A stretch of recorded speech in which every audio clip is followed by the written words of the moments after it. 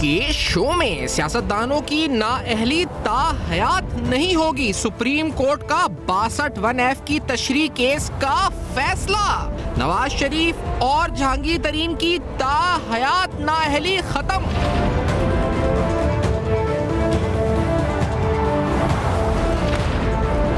क्या मुल्क में इंतखाबात का माहौल बन चुका?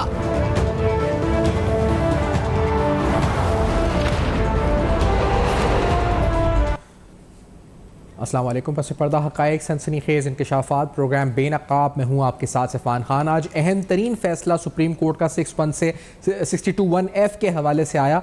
इस अहम तरीन फ़ैसले के कुछ नुकात आपके सामने रख दें, जिसमें एक पैरा के अंदर जो उसका पैरा 6 है, जिसमें लिखा गया जो Samiullah Bloch versus Abdul Karim नौशेरवानी case है, इसका हवाला देकर बताया गया कि किस तरह PLD 2018 SC 405 treating the declaration made by a court of civil jurisdiction regarding breach of certain civil rights and obligations as a declaration mentioned in Article 62 1F of the Constitution and making such declaration to have a lifelong impact, a lifelong disqualifying effect amounts to reading into the Constitution and is thereof overruled. मजीद इसके जो para 7 है order of the court, इसमें section 23 clause 2 of the election act 2017 जो 26 जून 2023 prescribes a period of 5 years for the disqualification incurred by any judgment, order or decree of any court in terms of Article 62 1F of the Constitution and has also made such declaration subject to the due process of law. This provision is already in field and there remains no need to examine its validity and scope in the present case. इस case में इसकी ज़रूरत नहीं है कि इसके scope को देखा जाए, लेकिन साथ साथ आज इस अहम तरीन फैसले के सियासी जो असरात हैं वो दूररस हैं। नवाज शरीफ साहब, जहांगीर तरीन, ये तो दो नाम हैं जो सामने नजर आ रहे हैं। 17 और 18 में जो मामला जिनका डिस्क्वालिफिकेशन की तरफ गया था, आज के इस फैसले के बाद इसमें जस्टिस याहिया आफरीदी का डिसेंटिंग नोट है और इस अहम तरीन फैसले में जो सिविल अपील है 1946/2023 उसमें जो वकील हैं वलीद खानजादा साहब, बैरिस्टर वकील वलीद खानजादा साहब, जो कि मोहम्मद खान जुनेजो साहब को रिप्रेजेंट कर रहे थे, प्रोग्राम में साथ मौजूद हैं। वली साहब, बहुत शुक्रिया, आपने वक्त दिया, प्रोग्राम में ज्वाइन किया। आपके केस में भी सिंध हाई कोर्ट के फैसले का हवाला दिया है 19 अक्टूबर 2023 का। ये आपने आज का अहम तरीन फैसले को आप किस तरह इंटरप्रेट करते हैं, पहले तो ये बताइएगा सर इस ऑर्डर को आप। वली साहब, अस्सलाम वालेकुम, बहुत शुक्रिया। ये बड़ा अच्छा फैसला है जो काफी टाइम से ओवरड्यू था, because there were so many confusions in the matter, because there were several judgments talking about something different. Even the author judge in Samiullah Baloch case holds something else in Yar Mohammad Rin case, holds something else in Aladdin Obayo's case, holds something else in Faisal Wavda's case, which were all subsequent to Samiullah Baloch case. तो आज for once and for all supreme court ने बड़ा तारीखी फैसला दे के इसको rest पे डाल दिया, because there were so many confusion. RO किसी के फॉर्म एक्सेप्ट कर रहे थे, किसी के रिजेक्ट कर रहे थे, बिल्कुल क्लैरिटी आ गई है अब। सही। अच्छा, ये बताएं कि अटॉर्नी जनरल के जो कमेंट है इसके ऊपर के आर्टिकल 186 या 185 के जुमरे में सुप्रीम कोर्ट या हाई कोर्ट 199 के तहत, क्योंकि इसमें कोर्ट ऑफ लॉ का तस्करा है, ये क्या चीज़ थी जिसके अटॉर्नी जनरल निशानदेही कर रहे थे कि ये उसका फिर दौरान दलाइल भी इस पे बात हुई थी, ऑनरेबल चीफ जस्टिस के कुछ कमेंट्स भी थे। ये मामला क्या था जिस तरफ अटॉर्नी जनरल निशानदेही कर रहे थे? मामला ये था कि जी, जिसमें मेरी भी आर्ग्यूमेंट ये थे कि जी under article 199 and 184(3 in view of 62 1F, Supreme Court and High Court are not court of law. Otherwise they are court of law, but not for this instance, because इसमें under Article 199 or 184(3 you cannot lead evidence. 62 1F amendment के बाद talks about due process and by court of law. तो due process के लिए article 10A provides कि उसमें proper जो है ट्रायल होना चाहिए, जिसको आप बोल रहे हैं कि आप सादिक अमीन नहीं हैं, आप ऑनेस्ट नहीं हैं, तो उसको पुट तो हो ना क्रॉस एग्जामिनेशन में, so that he have a right of cross examination, and जो उस पे कंप्लेंट कर रहा है वो he can cross examine that person as to how I am not honest and अमीन। अच्छा, जो 62 1F है इसमें जो जिक्र है जो 18वीं तरमीम के बाद इसमें जिस तरह इसको डिफाइन किया गया था, the new law read that a candidate wouldn't be qualified unless he was honest and अमीन there being no declaration to the contrary by the court of law. तो इसमें court of law election tribunal को बताया गया, आप क्या इसकी हम किस तरह इंटरप्रिटेशन? नहीं, इसमें देखिए ना, सुप्रीम कोर्ट ने खुद क्लैरिफाई किया है कि 62(1)(f जो है doesn't provide execution of that provision, because उसमें ना किसी कोर्ट का जिक्र है, कोर्ट ऑफ लॉ ना कौन सी कोर्ट करेगी, क्या मैकेनिज्म होगा, क्या तरीका होगा। जिस तरह समीउल्लाह बलोच में कहा गया था कि जी सिविल कोर्ट करेगी, तो civil, how can civil court in some civil dispute decide that you are not honest, अमीन, सादिक and non-profligate, that cannot be decided. This is what Supreme Court has held कि जी ये जो provision है, till such time Parliament को इसको legislate करे और इसका mechanism बताए, till such time they will serve as a guideline for voters only. तो अच्छा, आज के बाद अगर इसका मतलब हम इस फैसले की रोशनी में वली साहब अगर कोई डिस्क्वालीफाई होता है तो that will be according to the Election Act 2017 for a period of 5 years, तो उससे ना कम है ना उससे ज्यादा है, ये होगा या इसकी कोई बिल्कुल ऐसी है, बिकॉज 232(2) जो है जी, वो ना सुप्रीम कोर्ट के सामने था, ना किसी ने उसको चैलेंज किया था, बल्कि in fact right now as we speak किसी ने चैलेंज भी नहीं किया हुआ, वो नहीं किया हुआ एग्जैक्टली। तो जब उसकी वायरेज ही चैलेंज नहीं है, then why would Supreme Court give decision on that? Because Supreme Court was only cognizant of this fact कि जी जो हमारे सामने है will give decision on that. तो इसीलिए 232 को बगैर टच किए उन्होंने बोला जी 232 is part of law and the law will take its own course till such time. और ये जो या आफरीदी साहब का जो नोट है dissenting with profound respect I disagree for reasons to follow the extent of lack of qualification of a member of the parliament as investigate under Article 62(1)(f) of the Constitution of the Islamic Republic of Pakistan is neither lifelong nor permanent, and the same shall remain effective only during the period the declaration so made by a court of law remains in force. Therefore, the conclusion so drawn by the court in Samiullah Baloch is legally valid, hence affirmed. तो इसको interpretation को आप कैसे देखते हैं याया साहब की, आप जो इन्होंने डिसेंटिंग नोट लिखा है? याया साहब की इस डिसेंटिंग नोट से with profound respect my self also would disagree, because जो my Lord Justice Jaya Afridi का कहना है, so let me give you one example. Somebody, for example, has been disqualified under fake degree, for example. Then he later on goes and does his actual real degree. तो इस हिसाब से तो वो खत्म हो जानी चाहिए उसकी डिस्क्वालिफिकेशन पर। यहाँ पर वो disqualification life long supreme court ने करार दे दी है। Now there is no mechanism for that person to go and say कि जी मैं जिस डिग्री की वजह से हुआ था, अब डिग्री की रिक्वायरमेंट भी नहीं है, पर स्टिल मैंने डिग्री भी कर ली है दोबारा, तो मेरी जो है डिस्क्वालिफिकेशन खत्म की जाए, तो कहाँ जाए वो, कहाँ जाके वो बोले कि जी मेरी डिस्क्वालिफिकेशन खत्म की जाए, जब सुप्रीम कोर्ट ने फैसला किया हुआ है and that has attained finality in his personal case कि जी you lifelong disqualified, there is no mechanism for him to go and say जी नाउ आई एम क्वालिफाइड। और ये सब ये भी बताते जाएं, क्योंकि बहुत सी आप ये देख रहे हैं कि इस वक्त तो सोशल मीडिया है, एक कल्ट पार्टीज भी हैं, बहुत से इस वक्त लोग हैं वो इस फैसले की अलग अलग इंटरप्रिटेशंस कर रहे हैं, कोई सियासी माहौल से, कुछ सियासी हवा से जोड़ रहे हैं। अच्छा, और कुछ ये कह रहे हैं कि इसका मतलब अब ये है कि कोई करप्शन में कोई करप्शन है पकड़ा गया है, then after next 5 years he can again contest for elections after doing $1 billion scam even. तो सर ये जो इंटरप्रिटेशंस लोग कर रहे हैं as a very on a very जैसे कहा जाए कि बायस्ड नोट, तो आप इन पर क्या कहते हैं वली साहब, कि being in lawyer in this case? जी सर, देखिए ना, वो तो बल्कि उनके खिलाफ वो कॉन्ट्ररी बात कर रहे हैं, बिकॉज करप्शन अगर आप अंडर नैब लॉ कन्विक्ट होते हैं तो आपकी डिस्क्वालिफिकेशन 10 साल के लिए है। अगर आप मुल्क से गद्दारी करते हैं तो आपकी डिस्क्वालिफिकेशन 5 साल के लिए, आप मर्डर करते हैं, आप रेप करते हैं, आपकी डिस्क्वालिफिकेशन 5 साल के लिए। पर अगर आप जाली डिग्री दे देते हैं या आप अपने नॉमिनेशन में कोई चीज लिखना भूल जाते हैं तो आप लाइफ टाइम डिस्क्वालिफाइड हैं। कौन सी जो है वो सही है? अच्छा, और दूसरी बात ये कि जो किए हैं या जो अपनी नॉमिनेशन में कुछ लिखना भूल गए। अच्छा, वैसे ये बताएंगे जो एक जिसे कहा जाए कि पावर्स थी आरओ की, और फिर ये कि सादिक और अमीन एक तरह से आपको क्वालिफिकेशन लेनी है उनसे, और अगर आप इट इज कॉन्ट्ररी तो you won't be qualified for elections. तो आज के बाद इसकी इंप्लीकेशंस फॉर आरओ और ये पूरा इलेक्शन प्रोसेस कैसे देख रहे हैं आप इन द कमिंग इलेक्शंस, जो बिल्कुल we are with in few days जो इलेक्शंस हैं आगे? वली साहब, आप देखें, सुप्रीम कोर्ट ने पूरी क्लैरिटी दे दी, और just for little bit background for your viewers जी, ये जितनी टर्म्स थी ना, ये सारी ऐड हुई थी 1985 में ड्यूरिंग डिक्टेटरशिप जी। उससे पहले इन दी ओरिजिनल कॉन्स्टिट्यूशन ये कोई रिक्वायरमेंट नहीं थी, सादिक अमीन वगैरह वगैरह, there were only 3 requirements and that's it, that you are citizen of Pakistan and that जो मेन होती है। उसके लिए बाद में ऐड हुई थी 85 में, जो आज तक जो है वो चल रही थी, जिनका जो है कुछ 62 और 63 से भी मुतासिर था।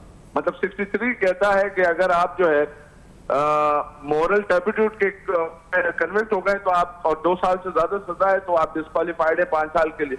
पर अगर कोई मोरल टर्पिट्यूड में कन्विक्ट हो गया है तो वो तो ऑटोमेटिकली 62(1)(f) में तायात आयल होना चाहिए। सही, और लेकिन क्योंकि वो ऑनेस्ट है ना, अमीन है ना, सादिक है। सही। अच्छा, एक ब्रेक ले लेते हैं, इस ब्रेक के बाद वापस आते हैं और उस अहम तरीन मामले सी और कानूनी लिहाज से मजीद गुफ्तगू करते हैं। हमारे साथ कादिर मंदोखेल साहब पीपल्स पार्टी के सीनियर रहनुमा साथ मौजूद हैं, मुत्तहिदा कौम मूवमेंट की नुमाइंदगी भी यहाँ पे कंवर इमरान साहब कर रहे हैं, प्रोग्राम में साथ मौजूद हैं, और हमारे साथ दीगर वकला भी होंगे। आफ्टर ब्रेक हमारे साथ रहेंगे।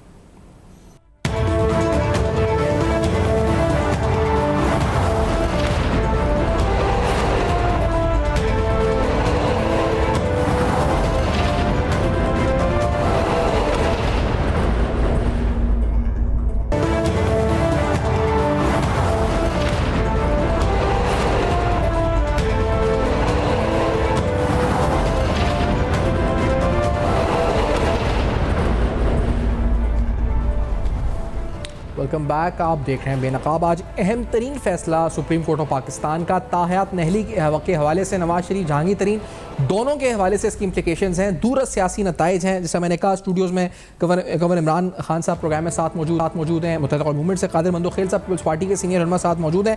कादिर मंदोखेल साहब, आप खुद एक माहिर कानून, आज के इस फैसले को आप कैसे देखते हैं?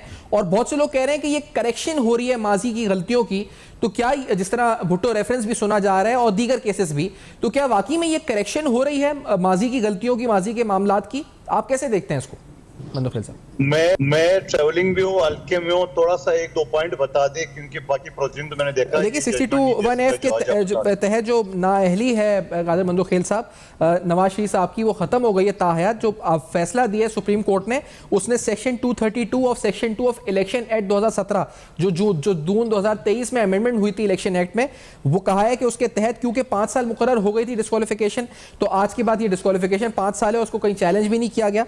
और दूसरी बात, जो इंटरप्रिटेशन थी Samiullah Bloch Abdul Karim Naushirwani case PLD 2018 में, उसको भी गलत डिक्लेयर किया आला अदालत ने। 6-1 का फैसला आया है और अब कोई पॉलिटिशियन ताहयात नाअहल नहीं हो सकता 62(1)(f) के तहत। कादिर मंदोखेल साहब, देखिए, ताहयात तो नाअहल नहीं हो सकते, मगर ये बैक डोर वाली कहानी कहां से आ गई?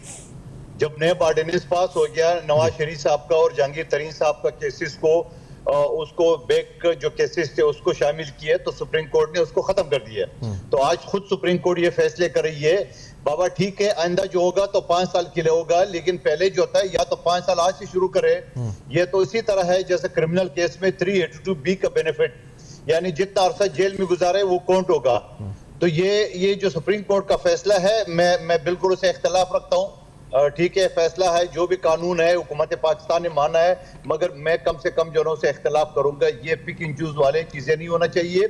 इसी वजह से हमारा जुडिशल सिस्टम दुनिया में 139 नंबर पर है।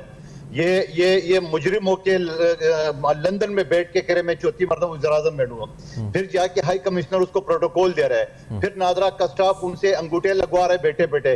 ये जाए ना, गरीब लोग जो कराची में आपने देखे ना, जो रात को मजदूर लोग सारे पूरी रात लाइन में खड़े होते हैं और एक मुजरिम को अंगूठे आप एयरपोर्ट में लगा रहा है, फिर एक DIG टोपी वर्दी पहन के और वो उसको मुजरिम को सलूट मान रहा है। आज सुप्रीम कोर्ट ने भी उनको रिलीफ दे दिया है। तो मैं समझ रहा हूँ क्या जरूरत है इस इलेक्शन के इस सारे ड्रामे का? 70 अरब रुपए खर्च के क्या जरूरत है? एक ऑर्डिनेंस जारी कर दे, नवाज शरीफ मुजरिम वज़ीर-ए-आज़म, शहबाज शरीफ मुजरिम वज़ीर आला पंजाब, इस तरह करके सारे ड्रामे कर दे। जरूरत क्या है ये प्रोसेस की? इलेक्शन कमीशन की। इलेक्शन कमीशन ये जहमत ना करे, ये प्रोसेस सारे खत्म कर दे। अच्छा, फिर ये आप साथ ही हैं, तो मुत्तहिदा कौम मूवमेंट के कुछ एतराज़ात हैं, बार बार कह रहे हैं जी चीफ मिनिस्टर को प्रोविंशियली अकाउंटेबल होना चाहिए। पहले जरा सुन लेते हैं मुस्तफ़ा कमाल साहब ने आज क्या कहा है। इससे पहले उन्होंने कहा था कि हाँ, मैं उनको अकाउंटेबल प्रोविंशियल मिनिस्टर्स को ठहराना चाहिए। क्या कहते हैं मुस्तफ़ा कमाल साहब? इस तरफ आते हैं सिंध के हालात पर। लेट्स से दिस के क्या कहा है MKM ने, लेट्स से दिस। मैं वफाक को और पाकिस्तान की आर्म फोर्सेस को, फौज को आवाज लगाकर कहना चाहता हूं कि देखिए, आप इस, और जुडिशरी को आवाज लगा के कहना चाहता हूं और मीडिया को आवाज लगा के कहना चाहता हूं कि पाकिस्तान में ये जो 56% डिविजिबल पूल में पैसे बढ़ जाते हैं सूबों को, और सूबे के वजीर आला के पास हैं, उस पैसे का अगर आप हिसाब किताब नहीं करेंगे, उसमें जो करप्शन हो रही है जिसकी वजह से बलूचिस्तान में दहशतगर्दी बढ़ रही है, उसमें जो करप्शन हो रही है जिसकी वजह से सिंध में बेचैनी फैल रही है, तो आप अपने हाथों से पाकिस्तान के खजानों की चाबियां सूबाई दारुल हुकूमतों के वजीर आला को देकर उसमें करप्शन करवाकर आप पाकिस्तान और वो आगे लोगों को ट्रिकल डाउन नहीं कर रहे, जिससे महरूमी पैदा हो रही, जिससे लोग हथियार लेकर पहाड़ों पे चढ़ रहे हैं। गवर्नर इमरान साहब, आपकी तरफ आऊँगा। पहले आप मुतालबा तो सभी से कर दिया आप लोगों ने, मीडिया, फौज, अदालत, सियासतदान, सबसे कह दिया कि अकाउंटेबल ठहराएं, 56% के डिविजिबल पूल को चेक एंड बैलेंस रखें। तो आज भी मुलाकात हुई है, कुछ पेशरफ्त हुई है इन मुलाकातों में? नून लीग के साथ आप लोगों की कुछ बातचीत हुई है? क्या हो रहा है इन मामलों में? देखिए, बेसिकली नून लीग के साथ जो बातचीत का सिलसिला है वो उसी सिलसिले की कड़ी है कि जिसमें पाकिस्तान की जो तरक्की का सफ़र बार बार रुकता है, और हमारी जो वफाकी हुकूमतें या सूबाई हुकूमतों की इलेक्शंस पे तो जोर दिया जाता है और 90 दिन के बाद उस पर बहुत ज़्यादा हाहाकार मचाई जाती है, फ़ौरन होना चाहिए, लेकिन जो हमारी जो बल्दियाती गवर्नमेंट्स होती हैं वो उनको एडमिनिस्ट्रेटर लगा के चलाया जाता है। तो नून लीग से भी जो गुफ्तगू हो रही है कि वो बेसिकली 26वीं आईनी तरमीम करके जो आपने प्रपोज की जी जिसमें 3 आर्टिकल जो है वो चेंज किए जाएँ, उसमें ऐड किए जाए, क्योंकि आपको पता है मौजूदा कॉन्स्टिट्यूशन। अभी आप सुन रहे थे कादिर बंदूक साहब कह रहे हैं कि एक ऑर्डिनेंस आ जाए, उसमें कह दें जी कि ये वज़ीर आज़म है, तो आप लोग कोई इसलिए डील या मुआहदा कर रहे हैं नून लीग से कि आपको पता है कि वो he will be the next prime minister? नहीं, ऐसा कुछ भी नहीं है। असल में कादिर बंदूक साहब जो बात कर रहे हैं वो मैं समझता हूँ उनका ज़ाती पॉइंट ऑफ व्यू ज़रूर हो सकता है। आपने उनसे क्वेश्चन किया था कि ये जो सुप्रीम कोर्ट ऑफ पाकिस्तान ने जो ये फैसला दिया है, आपने उसके तनाजुर में बात की थी, लेकिन वो उन्होंने तो डायरेक्टली सिर्फ नवाज शरीफ साहब के वो डायरेक्ट शुरू हो गया कि वो शायद वो वज़ीर आज़म आने जा रहे हैं, 5 साल की आप शुरू होनी चाहिए। जी। दरअसल मैं समझता हूँ सुप्रीम कोर्ट का ये फैसला एक बहुत खुशाइन फैसला इसलिए है कि जब आपको किसी भी पॉइंट ऑफ व्यू से आप अगर कुरान का भी मुताला करते हैं, बहुत सी जगह अल्लाह भी ये आपको देते हैं, बल्कि सुप्रीम कोर्ट का जब ये केस लगा हुआ था चीफ जस्टिस साहब ने भी ये बात की कि जब अल्लाह भी माफ़ कर देता है तो हम किसी को मुस्तकिल हमेशा से ये दरवाजे बंद करने वाले कौन होते हैं। तो अगर उन्होंने ये 5 साल का उसमें एक डेफिनेशन दी, क्योंकि कॉन्स्टिट्यूशन में ऐसी कोई चीज़ डिफाइन नहीं थी पहले, दे दी एग्जैक्टली ठीक है। और ये जो जहाँ तक ताल्लुक़ है कि आप ये कह रहे हैं कि मुस्लिम लीग नून से बात क्यों हो रही है, देखें मुस्लिम लीग नून या पीपल्स पार्टी या कोई भी ऐसी पार्टी, हम उससे बातचीत के लिए तैयार हैं जो कि 26वीं तरमीम करके जो NFC अवार्ड के ज़रिए जो सूबों को 18वीं तरमीम के ज़रिए पैसे आते हैं और वो अपार होकर सिर्फ वज़ीर आला के पास रुक जाते हैं, फर्दर वो आपकी जो सूबाई हुकूमतें हैं उनके पास नहीं जा पाते। जो भी पार्टी हमसे इसमें बातचीत करके इस आइन में तरमीम करने के लिए हमारे लिए हेल्पफुल साबित होगी, हम उनसे बात करेंगे। तो शुरू से ही इस नुक्ते पर ही अभी है एग्जैक्टली आप लोग रुक गए आके इसी नुक्ते पर, आप आज भी कह रहे हैं 57% की अकाउंटेबिलिटी। बंदूक साहब आज फिर उस वक्त आपने सुना ना क्या कह रहे थे कि सबसे उन्होंने कहा आर्मी चीफ से, उन्होंने तमाम अदालतों से, सियासतदानों से, मीडिया से, तमाम आपने सुना क्या कहा कि आप इसकी अकाउंटेबिलिटी करें 57% की। क्या कहेंगे आप, पीपल्स पार्टी क्या कहेगी इस पर? देखो ये बेचारे कभी जिंदगी में वजीर आला इनका तो हो नहीं सकता है, इनको पता है कि अगली मर्तबा फिर पीपल्स पार्टी आएगी, हमारी यहाँ अक्सरियत है। अब ये क्या चाह रहा है कि सूबे तोड़वाना चाह रहे हैं, ये चाह रहे हैं वफाक के वापस कंट्रोल हो। तो ये 18वीं तरमीम फिर किस खेत की मिली थी? ये जो सूबाई खुद मुख्तियारी थी ये किस खेत की मिली थी? ये तो चाहता है कि पीपल्स पार्टी का पहले ये मेयर के लिए रोना रोते थे कि मेयर को इख्तियारात दो, हमने दे दिए। अब अगर उनकी बदकिस्मती है कि उनके मेयर नहीं आ सका, पीपल्स पार्टी का आया, तो वहां वो खामोश हो गए। उसके बाद अभी एक सूबाई कहते हैं, आप ये बताओ कि आप ये क्यों नहीं कहते हो कि वज़ीर आज़म के पास इतने इख्तियारात क्यों होने चाहिए? शहबाज शरीफ साहब वजीर आजम रहा, आज फिर इलेक्शन में मेरे मुकाबले में आ रहा है मुस्तफा कमाल साहब के, वजीर आजम बनना 1 रुपए का काम नहीं किया है, दोबारा मुंह उठा के आ रहा है मैंने इलेक्शन लड़ना है। तो बात यह है, आप तो बात कर ले, यहाँ जो सैर तफरी के लिए नून लगाती पाकिस्तान या सिंध में इलेक्शन करने के लिए, लेकिन मुत्तहिदा कौम का मसला ये है कि इनको पता है कि उनका कभी वज़ीर आला आ नहीं सकता है। ये पहले मेयर के पीछे पड़े हुए थे, अब वज़ीर आला के पीछे पड़ गए। भाई आप मेहनत करें, आप ये जो अफरा तफरी वाले जंगजू ये सारे जो कह रहे आपका एमक्यूएम अल्ताफ हुसैन अलग है, एमक्यूएम पाकिस्तान अलग है। ये तो पीएसपी का गलबा है सारा, वो पीएसपी चला रही है। तो अच्छा, आपका हल्का है क्योंकि, तो इसी पे तो इख्तिलाफ है सारा, सुन रहे हैं एमक्यूएम और नून लीग के दरमियान जो डेडलॉक है। तो मुस्तफा कमाल साहब एक हो जाए ना, जब पीएसपी में थे तो ये सारे भी एक हो जाए, मुझे शिकस्त नहीं दे सकते। अच्छा, आपको नहीं दे सकते, आपके हल्के पे आप बड़े स्ट्रॉन्ग वर्ड आप कह रहे हैं। तरक्याती काम मंजूर कराए जी, तारीख में पहली मर्तबा गैस की लाने भी चाह रहा हूँ, पानी के लाने भी चाह रहा हूँ। इनके 3 वजीर के क्यों नहीं किए? 33 साल एमएनए रहे यहाँ पे एमक्यूएम का, वो बताया क्योंकि नून तो अभी नहीं है, एमक्यूएम साथ है। और मेरे ख्याल से आप लोगों का, इमरान साहब, कुछ हो गया मुआहिदा ये 242 इनकी वाली सीट पे मंदोखिल साहब की, अभी नहीं हुआ? कहाँ पे डेडलॉक है, क्या बात है एमक्यूएम की, नून लीग और एमक्यूएम के बीच में? देखिए जी, पहले तो मैं मंदोखिल साहब की जो बिल्कुल आउट ऑफ कॉन्टेक्स्ट वो बात, वो मतलब कोई एक बात वहाँ से उठा रहे हैं, दूसरी तरफ वहाँ से उठा रहे हैं। हमारा जो मसला है, मुझे ये समझ में नहीं आ रहा है, पीपल्स पार्टी या मंदोखिल साहब, इसमें तो इन्हें हमारे साथ ताउन करना चाहिए। ये नाराज़ किस बात पे हैं? हम 18वीं तरमीम में या वज़ीर आला के ख़िलाफ़ नहीं है। हम तो ये कह रहे हैं ये डेमोक्रेसी का एक अच्छा स्टेप था, लेकिन इनकम्प्लीट डेमोक्रेसी है। इसको फर्दर कंप्लीट उस वक्त होती है कि जब आपके अख्तियारात फर्दर वज़ीर आला के बाद आपकी जो ज़िला हुकूमतें हैं, हम पूरे पाकिस्तान लेवल की बात कर रहे हैं, हम सिर्फ अपने शहर कराची की बात तो नहीं कर रहे।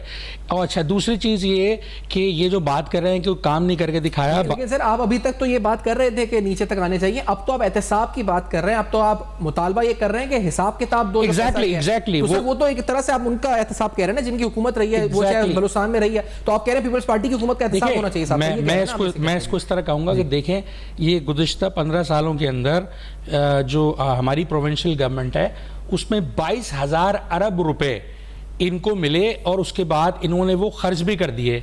लेकिन मेरा सवाल ये है कि जब सैयद मुस्तफ़ा कमाल सिटी मेयर रहे, उन्होंने 300 अरब रुपए में इस शहर कराची को दुनिया के तेज़ तरीन तरक्की करने वाले शहरों में 12 शहरों में शामिल कर दिया था, और वर्ल्ड इकोनॉमिक फोरम ने उन्हें दुनिया का सेकंड वर्ल्ड बेस्ट मेयर उनको करार दिया।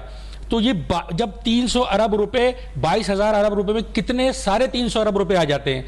तो चलें, आप कराची के साथ कोई सौतेला सलूक आपका रहा, वो कोई मसला नहीं है, लेकिन आपको इंटीरियर सिंध में लाड़काना ही बना देते, जैकबाबाद बना देते, खैरपुर बना देते, कोई एक सिटी तो आप एग्जाम्पल के तौर पे देते। हल्के का सुना, वो कह रहे हैं मैंने काम कराए हैं, आप आके चैलेंज कर रहे हैं कागजों पे जो पहले शायद 5वें नंबर पे आए थे पीएसपी, तो कह रहे हैं अब आप लड़के देख लें, दोनों मिलके भी लड़ लें तो हम हराएंगे आपको जितना काम। नहीं, ये मंदोखिल साहब की जो खुद की सीट है, इस सीट के अंदर मादरत के साथ एमक्यूएम पाकिस्तान और पीएसपी के जो दोनों के वोट्स अगर आप कंबाइन करें जो अलग अलग थे, वो 16,000 समथिंग वोट्स उस वक्त हो रहे थे, और इनके 13,000 कुछ वोट थे। अच्छा, इनका आरओएस का सिस्टम और वो जो भी सिलसिला, वो सेटिंग, वो तो एक सबको पता ही, जो सरकारी मशीनरी शामिल होती है। लेकिन बात ये, मंदोखिल साहब खुद डिफेंस व्यू में उनकी रिहाइश है, कितनी दफा पलट के वो वहां के अवाम में गए हैं, जबकि जो NA-249 था, जो मौजूदा NA-242 है, सैयद मुस्तफ़ा कमाल साहब हर जुम्मे की नमाज वहां पढ़ते हैं, और मुख्तलिफ वहां पे जो अमवात होती हैं, शादी ब्याह होते हैं, मुख्तलिफ वहां पर उन लोगों के साथ जाते हैं, बैठते हैं, उनकी गली मोहल्लों में रहते हैं।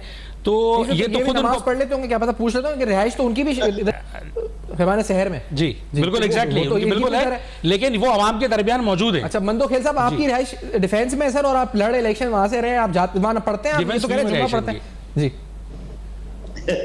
ये बात ये होता ना कि मेरी यहाँ पे बल्दिया में मैंने अपने रिहाइश बना ली है, 5 मंजिला मैंने बिल्डिंग बना ली है, जिसमें मेरे रिहाइश भी है, मेरा ऑफिस भी है, और मेरा सेक्रेटरीट भी है। ये सब चीज है। ये नमाज, जुमे की नमाज पढ़ने से बंदा नहीं होता है। लेकिन उनसे ये सवाल कर ले कि जो इसके 15 साल की बात की, 15 साल में आधे टेन्योर में तो आप साथ थे, आपका 14 साल गवर्नर रहा है, आपके टॉप की मिनिस्ट्री आपके पास थी। और दूसरी बात ये कि आप किस खुशफहमी में हो कि आपके 15,000 वोट हो गए। वो जमाने में मैंने 1 रुपए का काम नहीं किए, आज मैंने 9 अरब 20 करोड़ के तरक्याती काम किए, 20 कम्युनिटी सेंटर मंजूर कराए, 3 फुटबॉल स्टेडियम बना रहा हूं, पानी की लाइनें, गैस की मेगा प्रोजेक्ट लाया हूं 2 अरब रुपए का, और 24,000 से ज्यादा मीटर लगवा रहा हूं, और बेनजीर इनकम सपोर्ट के जरिए अभी तक 50,000 से ज्यादा रजिस्ट्रेशन करा चुका हूं। वो भाई अभी पुराने ख्यालों में रहे। अब दूसरी बात ये, आप तो कौन सा एमक्यूएम है, ये तो पीएसपी है। एमक्यूएम लंदन आपके साथ नहीं है, एमक्यूएम पाकिस्तान आपके साथ नहीं है, वो तो सारे पीपल्स पार्टी भी शमूलियत कर रहे हैं। आप किस बेस पे, और फिर अगर यही बात है तो आप क्यों मुस्लिम लीग नून के पीछे पड़े हुए एहतियात करने का? पूरे पाकिस्तान की सियासी पार्टियों को आप यकजा करो मेरे खिलाफ। एक सवाल यहाँ पे, वो कहते हैं कि हमारे 16 थे वोट, अगर हम मिला के देखते हैं दोनों पार्टी के 16,000 थे आपके, तो सर ये कैलकुलेशन अब वैलिड नहीं रही क्या? ये जो 16 बता रहे हैं कि देखिए अगर ये कैलकुलेशन रही तो 2018 में शहबाज शरीफ साहब ने 34,000 लिए, इनके 16,000 मिला के ये तो 50,000 हो गए। भाई ये कैलकुलेशन नहीं है, इलाका बदल चुका है, तरक्याती काम का जाल बिछा चुका है, टाउन हमारा है, मेयर हमारा है, और फिर उसके बाद अगले 3 साल भी हमारा टाउन काम करेगा, हमारा मेयर काम करेगा। और फिर ऐसे 22 महीने मेरे पास मेंबरशिप की, मैंने यहाँ पे अरबों रुपए के काम करा है। 9 अरब 20 करोड़ काम करा दिया आपने, 9 अरब 20 अरब रुपए काम करा, ये सिर्फ कागजों में जनाब, इनकी कॉन्स्टिट्यूंसी के अंदर वो यही तो आपसे असल में सारा मसला ये जो वजीर आला को अकाउंटेबल की बात हो रही है, आप सिर्फ सिंपल कैलकुलेशन है 22,000 अरब, मैं सिर्फ इनकी बात नहीं कर रहा हूं, 22,000 अरब प्रोविंशियल गवर्नमेंट को इन 15 सालों में मिले। सिंपल कैलकुलेशन है, कोई एक सिटी लाड़काना, खैरपुर, जैकबाबाद, वो मॉडल सिटी बनाने के लिए इनके पैसे खर्च नहीं हो पाए। इनका भी मैं तो इस बात पे बहुत खुश होता कि इनके पास से भी कोई बेस्ट सिटी मेयर निकलता, इनके बाद से भी कोई ऐसा शहर दुनिया के तेज तरीन तरक्की करने वाले शहरों में शामिल होता। वो सिर्फ फाइलों में काम हुआ है, पानी की कमी है। 6 महीने में 6 महीने में एक दफा पानी आ रहा है। कई बार मेहमानों से ये बात हुई है और आप लोग पीपल्स पार्टी के दरमियान के जी मॉडल नहीं हुआ और वो भी फिर उसका जवाब देते हैं। मुझे पता है कि अब आप चाहते क्या है स्पेसिफिकली, जो मुस्तफा कमाल साहब बार बार बात कर रहे हैं, जैसा मैंने कहा वो अकाउंटेबिलिटी की बात कर रहे हैं, और हम जा रहे हैं इलेक्शंस की तरफ। अब वो किस तरह की अकाउंटेबिलिटी चाहते हैं? वो अकाउंटेबिलिटी नैब से चाहते हैं, जुडिशियल अकाउंटेबिलिटी चाहते हैं, कोई कमीशन बनाना चाहते हैं, या वो वोटर से मुखातिब होकर कह रहे हैं कि वो अकाउंटेबिलिटी करें? कौन सी अकाउंटेबिलिटी जो एमक्यूएम चाहती है? 8 फरवरी को इलेक्शंस हैं, उससे पहले चाहते हैं, उसके बाद चाहते हैं, क्या चाहते हैं, क्या है आप लोग बताएं। देखिए बेसिकली ये जो हमारे वोटर हजरात हैं जी, उनको भी इस बात का फैसला करना पड़ेगा कि आपके, मैं एक मिसाल देके इस तरह बताता हूँ कि अगर किसी के घर में किसी को चेस्ट पेन होता है तो वो फ़ौरन उसको लेके तब्बा हार्ट या कार्डियोवैस्कुलर जाते हैं कि एक जो हार्ट का स्पेशलिस्ट है उससे इलाज कराने के लिए। लिहाजा इस शहर को या इस मुल्क को वही लोग तरक्की दे सकते हैं जिनका पुराना प्रीवियस कोई एक्सपीरियंस ऐसा हो जो एक काउंटेबल एक्सपीरियंस हो। सिर्फ मुंह ज़बानी लफाजी करने से कि जी हमने ये कर दिया, हमने इतने अरब रुपए लगा दिए, वो कोई शहर हमारा तरक्की नहीं करेगा। हम जो ये तरमीम की बात कर रहे हैं, आप एहतसाब की जो बात कर रहे हैं, मैं पूछ रहा हूं आपसे, वो आप क्या चाहते हैं? एहतसाब देखिए, एहतसाब आप जो सवाल पूछ रहे हैं कि आर्मी चीफ आए, सुने, सारे चीफ से सुने और वो अकाउंटेबल ठहराएं, तो आप तो अकाउंटेबिलिटी की बात कर रहे हैं ना, क्या आप कानून में तरमीम की बात कर रहे हैं? क्या चाह कह रहे हैं? अकाउंटेबिलिटी कैसे होगी, कौन करेगा, ये बताइए। इदारे किस इदारे से चाहते हैं? आईनी तरमीम जो है वो तो अपनी जगह, अकाउंटेबिलिटी तो देखें अवाम ने खुद अपनी करनी है। उसके अलावा जो हमारे, आपको भी पता है, जो रियासती इदारे हैं जो इन चीज़ों को मॉनिटर करते हैं, मैं समझता हूँ कि ये जो करप्शन है ये मुल्क से गद्दारी के मुतरादिफ है। इसीलिए मुस्तफ़ा भाई ने आवाज़ लगाई कि हमारा मुल्क पीछे से पीछे हुआ चला जा रहा है, करेंसी हमारी डीवैल्यू हो रही है। उसकी वजह क्या है? दुनिया के अंदर कहीं भी इन्फ्लेशन होता है तो उसको कंट्रोल करने के लिए आप तेजी से स्ट्रक्चर डेवलप करते हैं। स्ट्रक्चर डेवलप करने के जो पैसे हमारे NFC अवार्ड के जरिए आते हैं वो जेबों में जाती तौर पर चले जाते हैं, तो उसको अकाउंटेबल तो होना चाहिए। इस मुल्क की तरक्की का सफर तय तो होना चाहिए। तो वो इदारे जो भी इस चीज को मॉनिटर कर रहे हैं, जिनको अकाउंटेबल इन लोगों को करना चाहिए, मुस्तफा भाई उन लोगों को आवाज दे रहे हैं कि आप सुन रहे हैं मंदो खेल साहब कि ये बेसिकली, अब इसको मैं मजीद एक्सप्लेन क्या करूं, रियासती इदारों को कह रहे हैं कि ये करप्शन गद्दारी के जुमरे में है और एक्शन होना चाहिए। सर ये सिंपल अल्फाज में इन्होंने जो कहा है, आप इस पे क्या कहते हैं मंदो खेल साहब? देखिए, आप अगर मुत्तहिदा के रहनुमाओं की बात कर ले, जो कल तक साइकिल पे फिर रहे थे, आज उनके लैंड क्रूजर है। जो कल तक एक कच्ची आबादी के छोटे से मकान रहते थे, आज सारे डिफेंस में राइश पजीर है। करोड़ों नहीं अरबों रुपए के प्रॉपर्टी बनाया। और दूसरी बात ये कि ये सिर्फ इलेक्शन एल्तवा की जो ना ये चक्कर चला रहा है और कुछ नहीं है। मुस्तफा कमाल साहब अगर इतना कॉन्फिडेंट है बल्दिया से इलेक्शन लड़ने का, मोहतरम एमक्यूएम के दोस्त से मैं कहना चाह रहा हूँ इमरान अली खान साहब, आप उनको बता दें डिस्ट्रिक्ट सेंट्रल से कागज विड्रॉ करे, आए मेरे सामने एक इलेक्शन लड़े। आपने एक पक्की सीट डिस्ट्रिक्ट सेंट्रल के रखी है, यहाँ सिर्फ आप बल्दिया फैक्ट्री को जो 260 लोगों को आपके लोगों ने जलाया, जिसको आपने, सॉरी फॉर इंटरप्शन, ये जो आप इल्जाम लगा रहे हैं कि बल्दिया फैक्ट्री में, मिक्स ना करें ना चीजों को। वो एक एक्सीडेंट हुआ। अच्छा, आप क्या कह रहे हैं? नहीं जलाया, आप ये कह रहे हैं नहीं जलाया, चलिए आपने कहा जलाया, आगे बढ़ते हैं। क्या आप जी मंदो जी शहबाज खान जी, ये मैं इल्जाम नहीं लगा रहा हूँ, 2 महीने पहले मुस्तफा कमाल साहब की प्रेस कॉन्फ्रेंस है, बल्दिया टाउन जो मुलजिमान है उनको उन्होंने ऑन की है। और दूसरी बात ये आपको कहना चाह रहा हूँ कि ये जो बातें कर रहे हैं ये बातें माजी के थे। यहाँ से मुत्तहिदा का एक काउंसलर भी नहीं है, मुत्तहिदा का एक यूसी नाजिम भी नहीं है, 33 साल यहाँ हुक्मरानी किए, लाशों के सिवा कुछ नहीं दिए। अल्हम्दुलिल्लाह अमन है, लोग मोहब्बत और प्यार से रहते हैं। इनकी जो पति यूसी थी वो भी हमने जीत लिए। सवाल ये है, ये मुत्तहिदा के बाइकाट की वजह से इनके मजे आ गए। मुत्तहिदा मूवमेंट के बाइकाट की वजह से चंद वोटों से मजे आ गए। एग्जैक्टली हो जाए। मुस्तफा कमाल साहब से मेरी रिक्वेस्ट है कि वो डिस्ट्रिक्ट सेंटर से दस्तबरदार हो जाए, मेरे सामने 1 to 1 लड़े। अगर मैं हार गया तो जिंदगी भर सियासत का नाम नहीं लूंगा, मेरा वादा है आपके प्रोग्राम से। देखिए जनाब, ये बात कितना कॉन्फिडेंट है ये। एक मिनट, बात ये है इनका कॉन्फिडेंस लेवल तो दरअसल आरोस और वो जो सरकारी मशीनरी है वो जीत चुके हैं। सुने मेरी बात, जीत चुके हैं ना आप काम। मैं बात कर रहा हूं, यहाँ ये बात हो रही है मुल्क को तरक्की देने की। ये अभी तक वो बच्चों वाली बात हो रही है कि जनाब वो वहां से कागज विड्रॉ करें और मेरे सामने लड़े। चैलेंज दे रहे हैं, बच्चों वाला चैलेंज तो नहीं है ये। इमरान साहब वो कह रहे हैं फेस टू फेस हम कह रहे हैं डेवलपमेंट में आए, ये कोई लड़ाई नहीं है, सियासत है, इस मुल्क को तरक्की देनी है। मैं यही कह रहा हूँ कि वहां सबसे बड़ा मसला पानी का है उस इलाके का। हाइड्रेंट चल रहे हैं, हाइड्रेंट रोके आप दोनों के पास, क्योंकि वो कह रहे हैं कि उनके पास मंसूबे हैं। आपके पास क्या मंसूबे आपकी जमात के पास? ये पानी के मसले के लिए बता देना कि वहां लोग सुन रहे हैं क्या मंसूबा। बल्दिया के अंदर 60 लाख गैलन पानी की लाइन सैयद मुस्तफा कमाल भाई ने वहां पहुंचाई अपने दौर में, जिस पे 37 से ऊपर हाइड्रेंट चल रहे हैं। इनकी गवर्नमेंट या इनकी कॉन्स्टिट्यूशन ने उनको रोकने की क्या कोशिश की? क्योंकि इनकी सरबराही में चल रहे हैं। वहां पानी घरों में आता था, अभी पानी नहीं आ रहा। रेंजर्स ने ऑपरेशन किए इलीगल हाइड्रेंट्स पे, कई लोग पकड़े थे। और क्या आप कह रहे हैं कि इनकी सरबराही में चल रहे हैं? एग्जैक्टली भाई, 15 साल से जो मुस्तकिल सिंध गवर्नमेंट, जो प्रोविंशियल गवर्नमेंट है, आपकी मतलब पीपल्स पार्टी की आप कह रहे हैं, इन्होंने क्या रोका? ये मैं इनकी कॉन्स्टिट्यूंसी की बात कर रहा हूं।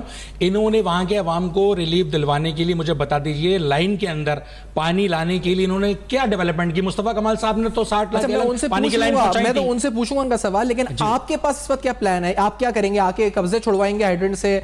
चोरी कैसे खत्म करवाएंगे? क्या प्लान क्या है? मुझे मैं आपको बताता हूं। देखिए, बात यह है कि जब सैयद मुस्तफा कमाल भाई जब मेयर आए थे एमकेएम पाकिस्तान के, तो उस वक्त उन्होंने प्लानिंग के साथ, डेडिकेशन के साथ, अभी का प्लान है जी, पता है। देखिए, he know very well how to develop Karachi as well as Pakistan.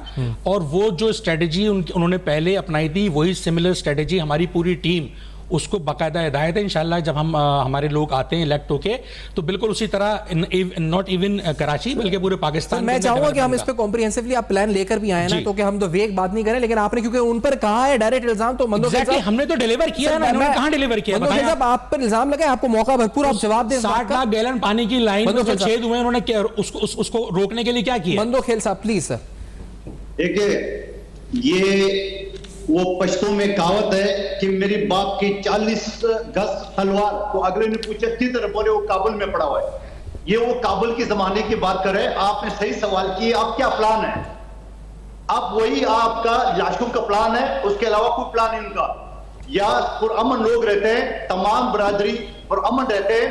मैंने 9 अरब 20 करोड़ के तरक्याती काम यहाँ 80% ज्यादा हो चुके हैं ग्राउंड में। सैफान खान, मैं आपको दावत देता हूं, ये अली खान साहब को भी साथ लिया है।